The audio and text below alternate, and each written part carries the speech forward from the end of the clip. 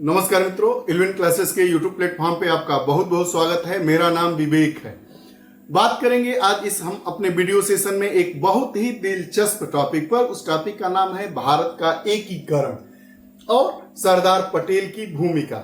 भारत का एकीकरण से आप क्या समझते हैं, इस विषय पर भी बात करेंगे। सामान्य तौर पर अगर हम बात करें तो 1947 के बाद 15 अगस्त 1947 को जब भारत आजाद हुआ तो आजादी के बाद कुछ ऐसी रियासतें थी। वैसे तो भारत में 543 से ज्यादा रियासतें थी, जिन रियासतों को भारत के अधीन लाना और भारत में मिलाकर एक राज्यों का संघ बनाना एक बहुत ही दुरूह कार्य था। कुछ रियासतें अपने आप भारत में समाहित हो गई, अपने आप को उन्होंने भारत में विलय कर लिया।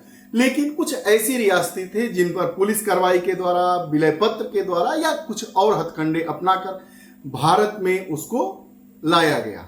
भारत के नियमों कानूनों के तहत उसको बद्ध किया गया, बांध दिया गया। आज का जो हमारा यह टॉपिक होगा, उस टॉपिक के टाइटल को समझते हुए हम आगे सभी प्रमुख बिंदुओं पर आइए बात कर लेते हैं। भारत का एकीकरण और सरदार पटेल की भूमिका। सरदार पटेल जो भारत के प्रथम गृह मंत्री थे, जिनकी जिम्मेदारी ही थी कि जो रियासतें हैं उनको भारत में उनका विलय कैसे किया जाए, उसी पर यह हमारी कक्षा केंद्रित है। आइए वीडियो के तरफ वापस आते हैं और परिचय को समझते हैं।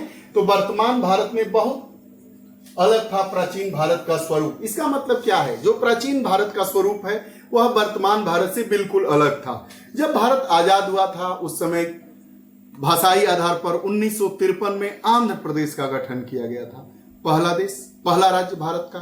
वैसे ही उस समय राज्यों की कई श्रेणियां थी। आज का जो वर्तमान भारत है उस समय और प्राचीन भारत के स्वरूप में, चाहे वो राजनीतिक स्वरूप हो, चाहे सामाजिक स्वरूप हो, चाहे आर्थिक स्वरूप हो, सब में तमाम तरह की विविधता थी। उन सभी स्वरूपों को का एकीकरण करना यह एक दुरूह काम था। शुरुआत में 16 महाजनपदों में विभाजित था भारतीय उपमहाद्वीप। समय के साथ साथ भारत में अलग अलग राजवंश विकसित हुए। 18वीं शताब्दी पर भारत में ब्रिटिशर्स शासन करने लगे। 18वीं शताब्दी में भारत पर ब्रिटिशर्स का शासन हो गया। हम बात कर रहे हैं कब की, 1858 का जो भारत शासन जो नियम आया, जिसके द्वारा रानी का चार्टर एक पारित किया गया और उस मतलब ताज का शासन हो गया भारत पर। अर्थात ब्रिटिश जो क्राउन था वह अब भारत पर शासन करने लगा। इसके पहले क्या था, वो इनडायरेक्टली शासन कर रहा था। उसके द्वारा जो कंपनियां थी वो कंपनी के द्वारा शासित किया जा रहा था भारत पर। वही बता रहा है कि 18वीं शताब्दी में भारत पर ब्रिटिशर शासन करने लगे। 15 अगस्त 1947 को भारत हमारा आजाद हुआ।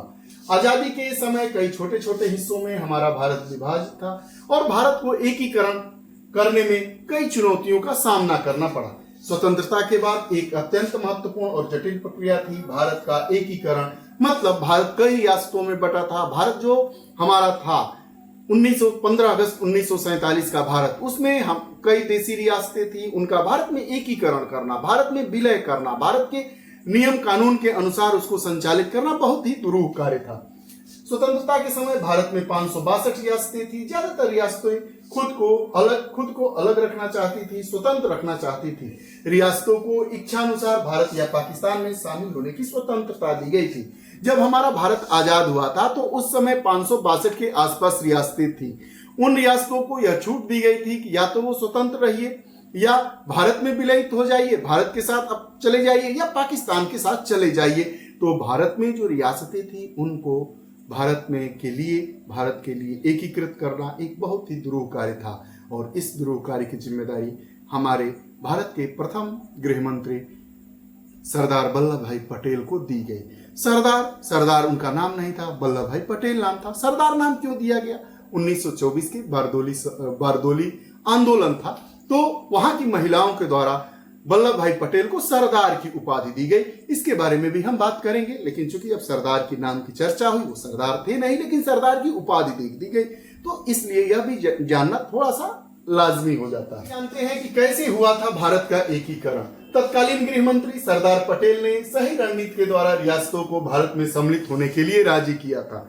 भारत के प्रथम प्रधानमंत्री पंडित जवाहरलाल नेहरू और प्रथम गृह मंत्री सरदार वल्लभ भाई पटेल के कंधों पर बहुत भारी जिम्मेदारी थी। वह भारत आर्थिक रूप से पिछड़ेपन का शिकार भारत था, देशी रियासतों में बटा हुआ भारत था। आज के भारत का स्वरूप और उस समय के भारत का स्वरूप दोनों अलग था। तत्कालीन गृह मंत्री उस समय सरदार वल्लभ भाई पटेल ने सही रणनीति के द्वारा रियासतों को भारत में सम्मिलित होने के लिए राजी किया। जूनागढ़, हैदराबाद और कश्मीर रियासत का विलय करना मुश्किल था। 562 रियासतों में से 559 का तो विलय हो गया बातचीत के माध्यम से, लेकिन 3 रियासतें ऐसी थी, जूनागढ़, हैदराबाद और कश्मीर, जिनको भारत में एकीकृत करना, भारत में उनका विलय करना बहुत ही मुश्किल काम था। हैदराबाद जो रियासत थी उसका विलय ऑपरेशन पोलो के माध्यम से। प्रश्न पूछा जाता है कि जो हैदराबाद रियासत थी उसका भारत में विलय किस तरह किया गया? ऑपरेशन पोलो के तहत उनका विलय कर दिया गया। विलय पत्र के द्वारा कश्मीर बना भारत का हिस्सा और ऑपरेशन विजय द्वारा गोवा को भारत में शामिल कर दिया गया। बात यहीं पे समाप्त हो जाती है। और भारत ने क्यों आखिर में यह जो रियासतें थी उन पर बल से विलय पत्र के द्वारा या दबाव के द्वारा भारत में विलयित करने का काम किया? क्या इसके कोई दूरगामी परिणाम थे या भारत के एकीकरण के दूरगामी परिणाम के बारे में आइए अब हम बात कर लेते हैं। के बारे में आइए बात करते हैं। तो एकीकरण के परिणाम स्वरूप एक मजबूत और अखंड राष्ट्र बना भारत। जो एक अखंड भारत आप देख रहे हैं वह विलय का ही परिणाम था, विलय का ही दूरगामी परिणाम था। उस समय के जो हमारे राजनेता थे, चाहे जवाहरलाल नेहरू प्रधानमंत्री के रूप में रहे हो या गृह मंत्री सरदार पटेल या जो भी रक्षा मंत्री बलदेव, जो भी लोग थे वह उनका एक एम था, ध्येय था, उनकी एक अलग सोच थी। वह चाहते थे कि जो भविष्य का भारत हो एक सशक्त भारत हो। और इसी दूरगामी परिणाम, उसी दूरगामी सोच के कारण इन जो देशी रियासतें थी उनको भारत में विलयित करने का काम किया गया। एकीकृत भारत में आर्थिक और सामाजिक विकास के लिए प्रदान की ठोस नींव और रियासतों के एकीकरण के बाद ही सही मायनों में लोकतांत्रिक देश बना भारत। रियासतों के एकीकरण के फलस्वरूप भारत की अंतर्राष्ट्रीय सीमाएं भी सुरक्षित हो गई। अर्थात मान लीजिए कि अलग अलग रियासतें थी, किसी रियासत का मन किसी राजा के प्रति या किसी देश के नेता के प्रति उनका लगाव हो जाता, अगर वह स्वतंत्र रहती, तो भारत की जो एकीकृत व्यवस्था देख रहे हैं, सुरक्षित भारत देख रहे हैं, वैसे होने में बहुत कठिनाई का सामना करना पड़ता। आगे की राह क्या होगी इसके बारे में भी आइए बात करते हैं। एक ऐतिहासिक प्रक्रिया था भारत का एकीकरण, भारत को एकीकृत करना, भारत का एकीकरण करना। 562 रियासतों में बटा भारत। 15 अगस्त 1947 के बाद का भारत और आज 15 अगस्त 2024 के बाद का भारत, दोनों भारत में बहुत अंतर था। उस समय आर्थिक स्थितियां अलग थी। आज हमारा देश विश्व की तीसरी अर्थव्यवस्था बनने के लिए बेताब है और बनने की ओर है। उस समय का भारत जब खाने के लिए लाले पड़ गए थे, आज का भारत दूसरे देशों को अन्न दे रहा है, दूसरे देशों के लोगों की भूख को मिटा रहा है। तो दोनों समय के भारत में बहुत अंतर आप पा रहे हैं। भारत के एकीकरण ने राजनीतिक और प्रशासनिक चुनौती का समाधान किया और सरदार पटेल की राजनीतिक कुशलता और दूरदर्शिता के इस संभव कार्य को संभव बना दिया।